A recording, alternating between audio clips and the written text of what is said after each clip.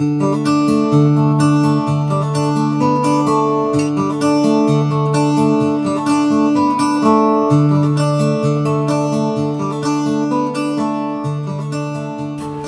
John Gallagher from LearningHerbs.com and Mountain Rose Herbs, and welcome to Herbal Basics.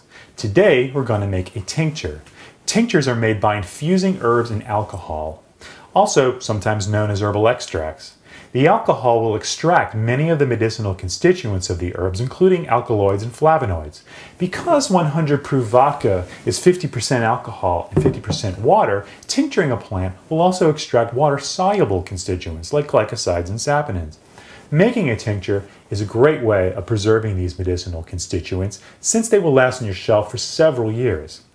Tinctures also are very convenient way of taking herbs into our system. Like, it's easy to take a dropper full if you're sick, and also to take tinctures on the road with you if you're traveling. We're going to make an alcohol-based tincture with valerian, using a simple folk method of tincture making. There are many ways to make herbal tinctures, and we'll be just focusing on one simple way for our lesson today.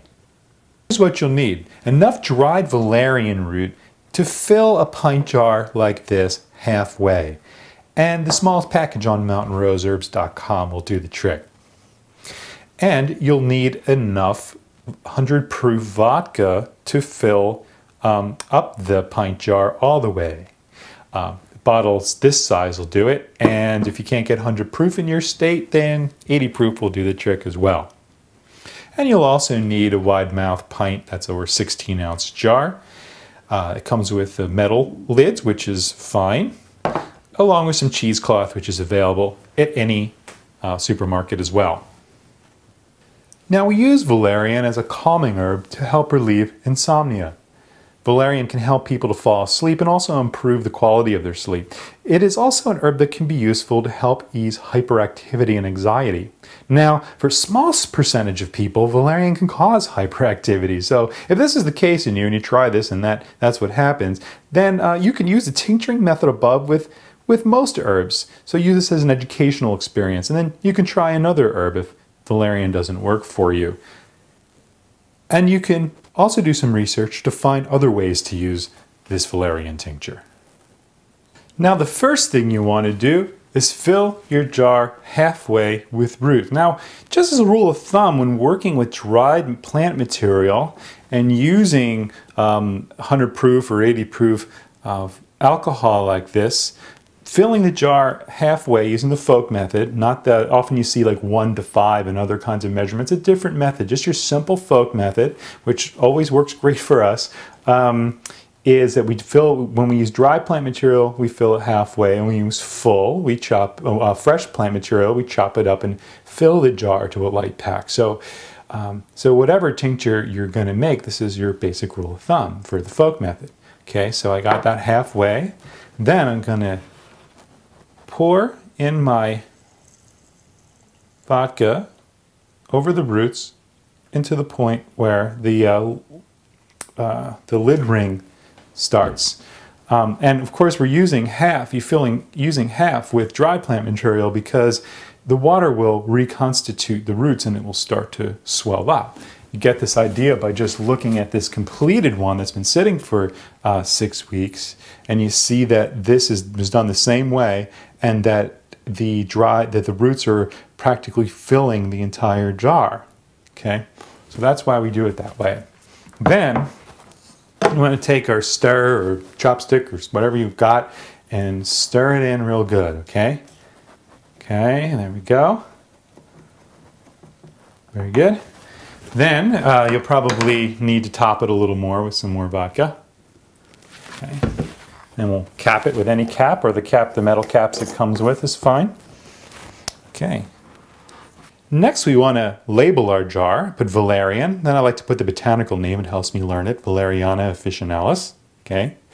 And this is in 100 proof vodka, which is actually 50% alcohol, like 80 proof vodka is 40% alcohol. You just divide the proof in half. Okay. And I put the date, 4/10/09.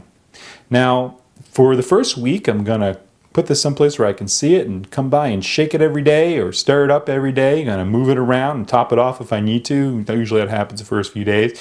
And I'm going to do that for a week, and then after that, you can do it after that too, but we're going to let this sit for 6 weeks. And then next you get any kind of bowl or something to pour your tincture into here, and I have a strainer. Then I put my cheesecloth on over it.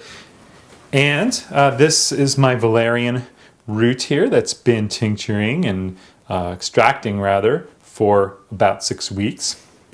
Labeled this one as well, of course. Always label or you're going to end up with a bunch of brown mystery liquids. Though valerian has a pretty distinct smell. You might be able to guess this one by its smell. Kind of smells like old socks, some people say. So I'm going to pour everything into that and get a spoon or end of something to get the rest, get all of it out there. Okay, great. Then, what's great, nice and convenient about this is that you can pick it up from the sides and squeeze it out, squeeze all the good stuff out. I've been doing this for a while and I don't even have a tincture press, so if you're really into it and you're making them professionally or whatever, you may want to get a tincture press. It can save your hands a lot, but I don't make too many tinctures, so this usually does it. Okay, wring it on out. And then you can, of course, compost. You can wring and clean this cheesecloth out, and you can reuse it if you want, or you can put this in the just make sure you always compost your plant material when you're finished. Okay, I just want to mention too that when you're labeling, you can also just take a piece of paper and use Scotch tape even, and you can be a little easier than using labels, which kind of get gluey on your jars and all. So if you're reusing your jars a lot, which I hope you do, it's another way you can do it, which you do in our house as well. Now I'm going to take the finished, and I'm going to show you here that what I got, and you can expect to yield about half of the size jar you were making. So it's about exactly half. So this is making us 8 ounces of finished tincture.